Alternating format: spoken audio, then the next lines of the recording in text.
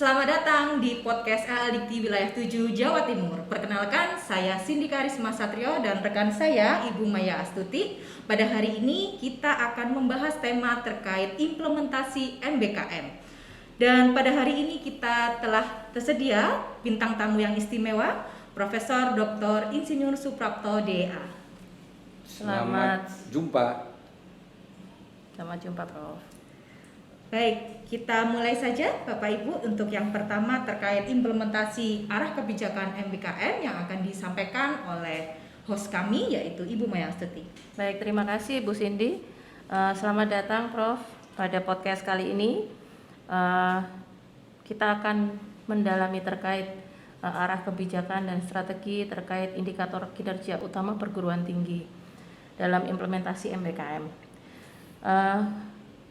Mungkin pertanyaan yang pertama ini akan terkait dengan 8 IQ, Prof, indikator kinerja utama perguruan tinggi. Seperti kita tahu bahwa arah kebijakan dan strategi dari Kemendikbudristek saat ini adalah meningkatkan angka partisipasi dari pendidikan tinggi, kemudian menguatkan mutu dan relevansi pendidikan tinggi, menguatkan mutu dosen dan tenaga kependidikan, kemudian menguatkan sistem tata kelola Ditjen Pendidikan Tinggi. Sehingga arah kebijakan strategi ini yang termuat dalam Renstra Kemendikbudristek menjadi tolak ukur dalam pelaksanaan 8 indikator kinerja utama. Selanjutnya saya ingin menyampaikan pertanyaan saya, Prof, terkait hal tersebut. Bagaimana sebetulnya keterkaitan antara arah kebijakan dari strategi Kemendikbud tersebut terhadap 8 indikator kinerja utama perguruan tinggi yang sudah dicanangkan oleh Kemendikbud, yang utamanya sebetulnya itu untuk PTN dan kedepannya akan diadopsi untuk perguruan tinggi swasta. Ya, terima kasih Bu Maya dan Mbak Cindy, para pemirsa yang saya banggakan. Untuk program tadi yang merupakan indikator kinerja utama dari Kemendikbud juga harus diperhatikan oleh perguruan tinggi swasta, walaupun itu masih nanti. Jadi apa salahnya kita, utamanya LLDikti Wilayah 7 dan beberapa PTS yang ada di bawah LLDikti Wilayah 7 ada 328, ya. Saya kira jumlah yang nomor 2 itu di Indonesia jumlahnya di antara LLDikti yang lain. Jadi begini, saya ingin memberi gambaran bagaimana kualitas perguruan tinggi swasta di bawah LLDikti Wilayah 7 tadi dari 328 supaya bisa menjawab kemudian bisa enggak PTS itu melaksanakan program-program MBKM yang tersirat atau terukur dalam 8 indikator utama perguruan tinggi. Di Jawa Timur itu kita LLDikti sudah melakukan sebuah inventarisasi, Pemetaan ya, Prof. Klasterisasi terhadap 328 perguruan tinggi swasta. Nah, kita punya program untuk menilai itu yang disebut dengan MISEKA. MISEKA. Saya kira itu terkenal dan dikenal oleh kementerian, program yang kita buat, MISEKA ya, yang dibuat oleh Bu Maya sendiri. Jadi mudah-mudahan saya tidak salah menerangkannya. Jadi di antara 328 perguruan tinggi swasta, kita membuat klaster mana yang baik dan buruk, mana yang buruk. Di sana ada yang disebut dengan zona merah, kemudian zona kuning, mana yang masuk zona hijau. Nah, yang zona merah itu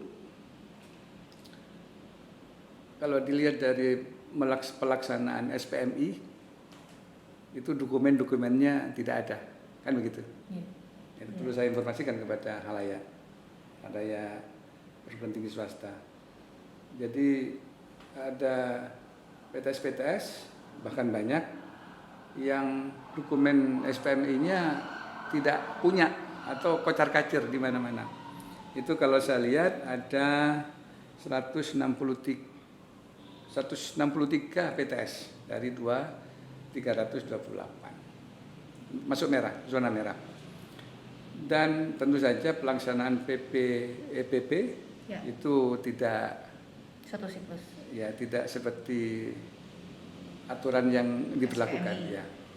Oke, itu yang merah. Kemudian zona kuning itu dokumennya lumayan sudah tertata, dokumen SPMB, pelaksanaan PPP itu lumayan ya, melaksanakan. Jadi ada perbedaan antara yang merah tadi dengan yang kuning. Dan yang kuning itu menurut catatan kami ada sekitar berapa persen? Jadi saya baca sekitar ini tulisannya hilang. Sekitar 40%. 40%. Ya, atau 132 perguruan tinggi swasta masuk zona kuning. Nah, kemudian tentu ada yang bagus masuk zona hijau di mana SPMI-nya sudah terkategori dilaksanakan, dokumentasinya bagus, tertata dengan baik, dan PPP-nya terlaksana dengan bagus, dengan siklus yang bagus itu ya. Ada 12,8% atau sekitar 42 perguruan tinggi swasta. Nah, dilihat dari zona ini berarti ini kualitas. Saya katakan dalam beberapa pertemuan bahwa Kementerian sudah membuat ranking nasional selama bertahun-tahun. Jadi ada yang masuk 100 besar gitu ya. Dan dengan bangga saya infokan untuk Eladiktif 7 PTS-PTS-nya itu ada 15 sampai 16 masuk 100 besar nasional. Itu kan bagus. Luar biasa ya, Prof. 100 ya, 15. Mungkin yang masuk itu adalah yang 42 itu tadi kan ya. Zona hijau. Zona hijau ya, mungkin kuning enggak. Jadi sebagian itu.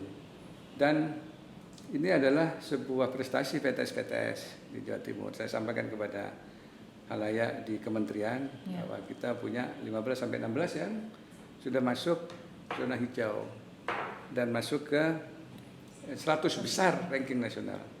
Sementara perguruan tinggi negeri kan ada 132. Berarti ada perguruan tinggi negeri yang tidak disingkirkan. Ya. Kalau tidak masuk terlalu halus. Ya. Disingkirkan oleh PTS-PTS di Jawa Timur. Di Eladiktif 7 ya Timur. Jadi beberapa ya, 16 tersingkirkan. Jadi ada yang ranking 33, ada yang ranking 45, ranking 99 bahkan ada. Nah itu. Jadi kalau dikaitkan dengan tadi bagaimana melaksanakan MBKM, yaitu saya kira itulah yang bisa menjawab kualitas-kualitas itu. Nah, memang program MBKM itu memang sulit. Tapi bagi perguruan tinggi yang bisa menerapkan kesulitan itu adalah memang perguruan tinggi yang swasta menurut saya yang berkualitas. Nah, saya mengatakan kepada pimpinan PTS monggo untuk melaksanakan program-program MBKM 8 IKU kalau bisa sudah mulai diterapkan, diambil gitu ya sebagai tolak ukur saya kira keberhasilan kualitas. Karena ini merupakan ukuran kualitas juga oleh kementerian. Jadi itu sementara secara umum. Ya, terkait dari 8 IKU, Prof. Jadi ada dari pemetaan mutu perguruan tinggi swasta di lingkungan Jawa Timur, kira-kira dari 8 IKU itu yang bisa menjadi langkah awal perguruan tinggi untuk bisa mengimplementasikan MBKM itu bagian yang mana, Prof? Nah, jadi dari 8 itu yang paling bisa menurut saya adalah bagaimana mahasiswa mendapat pengalaman di luar kampus. menurut saya. Ya. Ya, karena ada hal yang lain yang ya memang agak sulit sih, tapi hanya bisa dilaksanakan oleh perguruan tinggi besar PTS di Jawa Timur. Ya, tapi kalau yang lain-lainnya monggo, misalkan bagaimana mahasiswa mendapat pengalaman di luar kampus. Artinya boleh ada prioritas ya Prof, dari 8 IKU itu tidak harus Ya, semuanya. jadi tidak mungkin sebuah perguruan tinggi bisa melaksanakan semuanya, kecuali perguruan tinggi itu bagus, Ya. baik gitu ya. Bagi perguruan tinggi yang masih ya tadi saya katakan zona kuning, apalagi zona merah, mungkin ya ambil bagian-bagian yang memungkinkan ya untuk dilaksanakan dari 8 IKU tadi. Jadi misalkan bagaimana mahasiswa mendapat pengalaman di luar kampus, tidak semua loh. Ya walaupun ya saya sebutkan saja 3 semester gitu ya. Ya. Itu terkenalnya di sana. 3 semester di luar prodinya. Dengan rincian 1 semester dari 3 itu di kampusnya dan 2 semester di luar kampus. Di luar kampus bisa jadi tidak hanya di Indonesia, nah, bisa jadi di luar negeri. Nah, kalau sudah bicara luar negeri ini berarti tergantung bagaimana kualitas dari perguruan tinggi itu, kualitas dari prodi itu, kualitas dari mahasiswa, kualitas dari pengajarnya, dosennya. Nah, ini yang saya kira bisa dikejar oleh perguruan tinggi swasta di Jawa Timur yang masih levelnya tidak terlalu bagus. Saya kira itu bisa dilaksanakan ya. Dalam negeri oke, gitu ya. 2 semester dalam negeri oke. Itu bisa dilaksanakan. Kalau yang bagus-bagus sudah ada, saya kira yang bisa ke luar negeri. Ya. Itu ya. Oke. Selanjutnya untuk yang indikator terkait mahasiswa mendapatkan pengalaman di luar kampus, Prof, itu kan ada 8 ya, Prof. Dan itu pun sebetulnya kita juga bisa memilih, perguruan tinggi boleh memilih kan, Prof, tidak harus semuanya dilakukan. Betul. Jadi seperti yang dikatakan Bu Maya, ada 8 ya untuk mahasiswa di luar kampus itu, magang lah, terus proyek desa, mengajar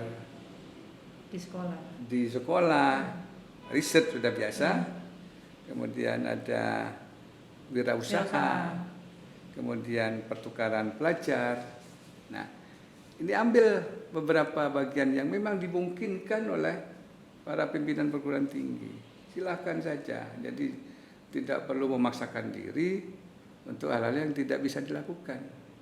Iya, Pak. Jadi banyaklah yang bisa dilakukan terkait dengan itu. Monggo. Jadi sesuaikan saja dengan kemampuan. Kalau memang tidak mungkin sama sekali, ya bisa berintegrasi dengan kampus-kampus lainnya.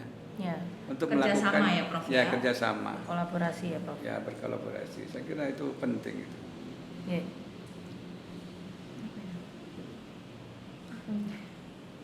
Baik, kemudian selanjutnya, Prof, mungkin perlu diketahui oleh pengelola perguruan tinggi swasta di Jawa Timur, khususnya terkait prinsip utama dari indikator kinerja utama perguruan tinggi itu sebetulnya apa, Prof, yang harus diperhatikan? Ya, jadi kalau mau tahu filosofi dari kinerja IKU ya, program IKU itu ada beberapa. Yang pertama, bagaimana meningkatkan relevansi perguruan tinggi. Dengan siapa? Dengan kebutuhan industri. Tentu Bapak Ibu sekalian, para pimpinan atau masyarakat mengatakan, dulu saya sudah melakukan. Dulu benar sudah melakukan dulu, tapi tidak terlalu serius ya. Kebutuhan industri itu bagaimana? Tidak terlalu serius. Nah, monggo diseriuskan. Yang berikutnya adalah relevansi dengan dunia usaha, yang kita sering sebut DUDI, dunia usaha, dunia industri. Nah, saya sudah beberapa ke perguruan tinggi swasta di wilayah Jawa Timur. Mereka memang sudah semangat untuk melaksanakan kerjasama ya, meningkatkan kerjasama dengan DUDI, dunia usaha, dunia industri. Dulu sudah, cuman tidak secara ajak gitu ya, tidak secara ajak. Jadi hanya sekali kegiatan sudah, padahal itu kalau dilaksanakan secara keberlanjutannya belum ya continuous bakalan hebat sekali. Nah, maka memang pentingnya ada program itu. Banyak perguruan tinggi swasta di Jawa Timur sudah ancang-ancang. Di samping juga sudah ada yang memang sudah lebih jauh melaksanakannya. Itu. Jadi dengan dunia usaha dan dunia kerja tentu saja ya. Jadi itu. Yang kedua adalah memberikan kebebasan kepada perguruan tinggi untuk memilih keunggulan yang ingin dikembangkan. Apa? Tentu saja tiap-tiap perguruan tinggi swasta beda-beda apa yang ingin diunggulkan. Jadi silakan saja. Jangan terpaku pada perguruan tinggi lain itu punya keunggulan apa. Jangan terpaku. Barangkali perguruan tinggi di Pasuruan punya keunggulan apa, ya. Di Trenggalek apa. Itu saya kira yang perlu dikembangkan, ditingkatkan. Jadi itu prinsipnya ya. Yang ketiga adalah bagaimana memprioritaskan agar perguruan tinggi itu dapat fokus mengejar perubahan yang paling penting.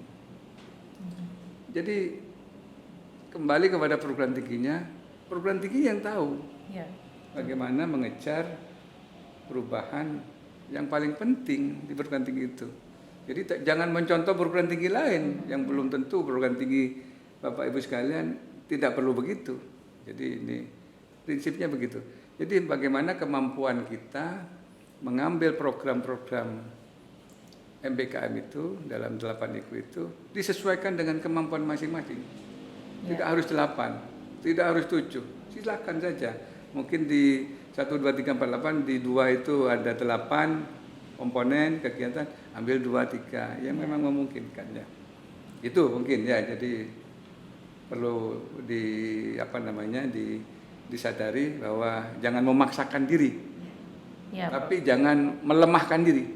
Memaksa kata Pak Prapto enggak, tapi jangan terus enggak usah. Tidak, pasti dia perguruan tinggi itu punya sesuatu yang unik ya unik, bisa dilakukan, diunggulkan dan seterusnya. Saya kira itu. Ya, baik Prof. Terkait dari 8 IKU tadi. Jadi memang tidak semua langsung bisa diimplementasikan, terutama untuk yang perguruan tinggi yang ada di zona kuning maupun merah. Nah, terkait itu di akhir sesi podcast ini pesan untuk perguruan tinggi agar tetap termotivasi untuk bisa mengimplementasikan IKU bagaimana Prof? Lihat kemampuan diri sendiri. Ya. Mengajak pada kemampuan diri sendiri bagaimana itu? Kami mampu segini. Apakah dengan kemampuan itu bisa mengambil 1, 2, 3 program itu? Silahkan. Kalau tidak, monggo berkolaborasi sesama yang di sana. Saya kira ini penting. Kalau tidak, maka sifatnya sangat pesimis bagi perguruan tinggi. Jangan, tidak boleh. Program ini, program MBKM itu menumbuhkan optimistis bagi perguruan tinggi swasta. Menumbuhkan. Jadi kalau dengan adanya MBKM menumbuhkan pesimistis, itu tidak boleh. Ya. Jadi dengan program MBKM, dengan 8 IKU, pihak perguruan tinggi bisa mengukur dan harus optimis. Tidak harus semuanya yang dilakukan. Jadi kata kuncinya MBKM kita harus ambil secara optimis, pasti berhasil. Tiap langkah kita lakukan, perbaiki tiap periodenya bisa 1 bulan, 3 bulan, 4 bulan, 1 semester dan seterusnya. Saya kira itu. Ya. Baik Prof, untuk pengelola perguruan tinggi swasta di Jawa Timur, betul yang disampaikan oleh Prof tadi bahwa kita harus optimis ya. Apapun kebijakan yang disampaikan oleh kementerian sebetulnya sangat memang dirasa oleh perguruan tinggi beberapa itu sangat berat ya Prof ya. Untuk bisa mengimplementasikan. Namun dari 8 IKU ini tadi sudah disampaikan oleh Prof bahwa ada kebebasan untuk memilih sesuai dengan kemampuan. Oleh sebab itu perguruan tinggi perlu mengenali kekuatannya, mengenali kelebihan-kelebihannya, sehingga di situ Bapak Ibu bisa menonjolkan apa yang dimiliki dan bisa mewujudkan beberapa item dari 8 IKU secara berkesinambungan ya Bu Cindy Pak. Begitu Prof mungkin kira-kira? Iya, betul. Saya tegaskan lagi, saya informasikan bahwa saat waktu-waktu lalu saya dan bersama tim gitu ya, tim Bu Maya dan Cindy untuk melihat bagaimana mereka bergerak di MBKM 8 IKU. Ternyata perguruan tinggi yang baru berdiri pun masih 3 tahun mereka sudah bergerak pada beberapa program dalam MBKM itu 8 IKU itu. Jadi bisa dibayangkan apalagi perguruan tinggi yang sudah 8 tahun. Ini yang baru 3 tahun saja sudah mau melaksanakan berkoordinasi dengan teman-temannya, dengan teman-teman perguruan tinggi di daerah timur katakanlah begitu. Dan satu lagi sebelum lupa, tentu program tadi ada dananya. Betul, Prof. Ya, ada hibah ya, Prof. Ada hibahnya. Itu yang mungkin lupa teman-teman. Ada hibahnya. Misalkan mahasiswa mendapat pengalaman di luar kampus. Mau di luar negeri, oke. Ada dananya asal mahasiswa yang mau ke sana ke luar negeri itu memenuhi syarat. Iya. Kalau nggak memenuhi syarat di dalam negeri, semuanya ada dana. Jadi monggo saja mulai dipikirkan bagaimana mengembangkan tadi beberapa program tadi atau semua program itu ada dananya gitu ya, ada dananya. Jadi jangan takut dengan itu, apalagi Bapak Ibu memang punya dana. Iya. Silahkan. Ada sebagian yang mungkin mendapatkan dana hibah dari kementerian, ada juga yang sebagian memang dapat dari yayasan atau dari perguruan tinggi. Itu ya. Ya. Baik, terima kasih Prof atas pemaparannya terkait MBKM implementasi 8 IKU. Inti dari podcast ini yaitu bahwa MBKM itu harus dilakukan oleh perguruan tinggi swasta, disambut secara optimis untuk peningkatan mutu perguruan tingginya, dan tentunya perlu ada kolaborasi dengan perguruan tinggi lain dan dunia usaha serta dunia industri. Sekian, terima kasih, sampai jumpa di acara selanjutnya. Maju terus.